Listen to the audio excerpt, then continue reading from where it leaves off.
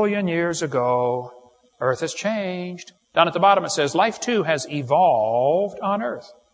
This word evolved is a very tricky word.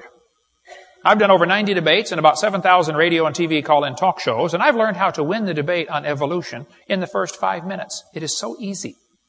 If somebody says, do you believe in evolution? I say, well, what do you mean?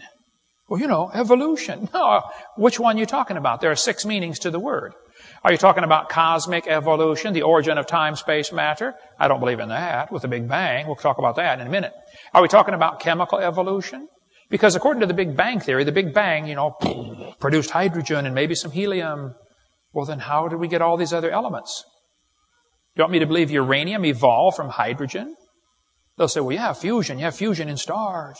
Yeah, but you can't fuse past iron very well. Number 2, you got a chicken and an egg problem here because you have to have the stars to make the elements and the elements to make the stars. Which one came first? Which brings up, of course, stellar evolution. How did the stars form? Nobody's ever seen a star form. Scientists don't even have a clue how a star could form. No even good theories about star formation. We cover more on that on video 7. But we see stars blow up all the time. It's called a nova or a supernova if it's a big one. That happens all the time. But we never see one form. And yet there's enough stars out there that we know about that everybody on planet Earth, every single individual, can personally own 11 trillion stars to yourself. Those are the ones we know about. We don't know about the ones that we don't know about.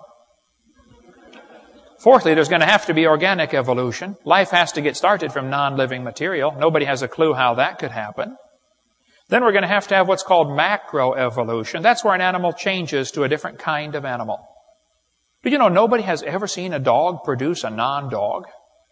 Never. You may get a big dog or a little dog, but you're going to get a dog every time. And it could be that the dog, the wolf, and the coyote had a common ancestor. I wouldn't argue about that. They probably did. But every 5-year-old kid knows they're the same kind of animal. I'll show you. Is anybody in here 5 or 6? Who's 5 or 6 years old? Anybody? How about, we got one? Okay. How old are you, buddy? 6? I want you to take a test. Here we have a dog, a wolf, a coyote, and a banana. Which one is different than the rest of them? The banana. Give him a hand. All right. Very good. We have college professors can't figure that out. Okay. Tell you what I want you to do. When we're done, I want you to go out to the table out in the hallway and you can pick out any free video or DVD you want. Okay? We've got a bunch of videos and DVDs about dinosaurs and stuff out there. The Bible says the animals are going to bring forth after their kind. Now, Charlie Darwin wrote a book on the table down here called Origin of Species. See, a dog and a wolf are the same kind of animal, but they're different species. He fooled everybody by changing the word from kind to species. We'll get into more of that on video 4. Lastly, we have what is called microevolution. This is changes within the kinds. Now, that one happens. I'll go along with number 6. I think animals can produce a whole variety of offspring. Long hair, long-legged, short-legged. That happens. But the first 5 are purely religious. That's not science. We never observe any of those. So if you want to win the debate on evolution, simply define exactly what you're talking about. And you'll find all they ever give are examples of number 6, which there's no argument about it. It happens. But then they imply that that is somehow magically evidence for the other 5, and it is not. The teachers are taught, though, be sure to stress to the students that the earth is billions of years old. Make sure the kids believe this. Now, I happen to be a little old-fashioned. I think in science class we should be teaching science.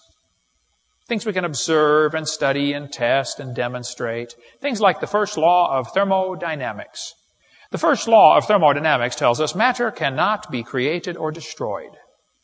Well, everything's made out of matter, so if matter cannot be created or destroyed, then how did the world get here?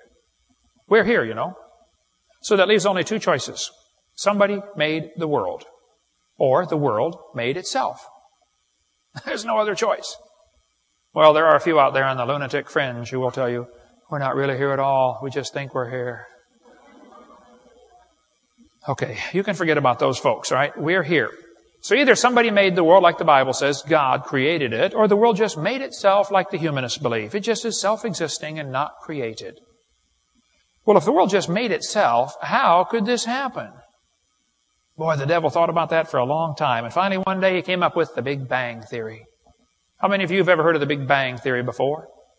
I was on the airplane years ago flying from Dallas to San Francisco, and I happened to sit right next to a professor from Berkeley, UCal Berkeley. I don't know if you folks in Knoxville have ever heard of Berkeley or not, but Berkeley is not a Bible college. So here I was on the airplane about that far away from this guy, and we started talking about creation and evolution. Everybody I sit by on the airplane wants to talk about that, so I talk about it with him. And he said he believed in evolution. I said, yes, sir, I figured that. You have to teach at Berkeley. I said, tell me, sir, if you believe in evolution, how did the world get here? He said, oh, it came from the Big Bang. I said, really? I'd like to hear about this. He said, you're a science teacher and you have never heard of the Big Bang? I said, oh, yes, sir, I've heard a lot about the Big Bang. And I believe in the Big Bang, but my Big Bang is a lot different than yours. I said, you tell me about your Big Bang, and then I'll tell you about my Big Bang. And so the professor took off on one of those answers that looked like it came straight from the textbook. He said, well, Mr. Hovind, I believe about 18 or 20 billion years ago. That's a long time. All the matter in the universe. That's a lot of stuff. By the way, the word universe comes from two Latin words, uni, which means single, and verse, which means a spoken sentence. Did you know we live in a single spoken sentence? God said, let there be. Now that'll preach, man. There's a sermon in there someplace right there, okay? And if your pastor can't find it, he ain't got no preach in him at all, okay? All the matter in the universe was concentrated into one very dense, very hot region that may have been much smaller than a period on this page. Say what? Everything in the universe squished into a dot smaller than a period on a page? Wow. That's one crowded dot. And heavy, too. Hey, and it ain't the first time it happened, boys and girls. This textbook says, someday after many billions of years, all the matter and energy will once again be packed into a small area, no larger than the period at the end of this sentence. Then another Big Bang will occur. It happens every 80 to 100 billion years. Can you believe they cut down a tree to print that? Where's Al Gore when you need him? That's what I want to know. Yeah. And why did you guys send Al Gore to Washington? You had him here, you know. But no. This textbook author was brilliant. I could not believe how smart this guy was. He said, boys and girls, nothing really means nothing. You have to be at least that smart to write a book. He said not only matter and energy would disappear, but also space and time.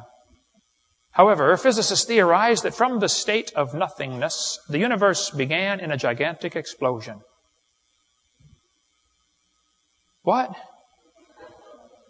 Yes, boys and girls, you see, one day nothing exploded. And here we are.